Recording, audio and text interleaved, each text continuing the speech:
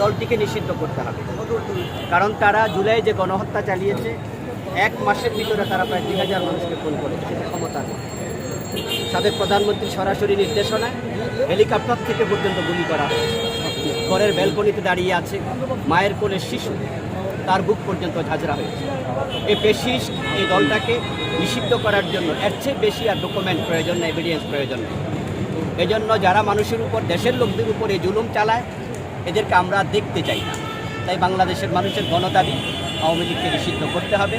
সে দাবিতে আমরাও রাস্তায় এসেছি, আমরা এখানে একটা প্রকাশ করি। আপনারা বাড়ি ফিরছেন কবে এবং বাড়ি ফিরবেন কবে? এই দোষর আওয়ামী লীগ নিষিদ্ধ না হওয়া পর্যন্ত কি আমরা চাই যে খুব তাড়াতাড়ি যেন আমরা আওয়ামী লীগ নিষিদ্ধ হয়েছে সংবাদ শুনতে পাই।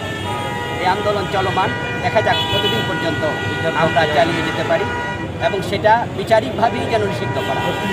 এই সড়ককে অনির্দিষ্টকালের জন্য বন্ধ থাকবে নাকি আপনার সাময়িকের জন্য বন্ধ? সেটা পরিস্থিতি বলবে। আমরা আশা করছি যে আমাদের ইন্টারিম গভর্নমেন্ট খুব তাড়াতাড়ি সিদ্ধান্ত নেবে। ধন্যবাদ।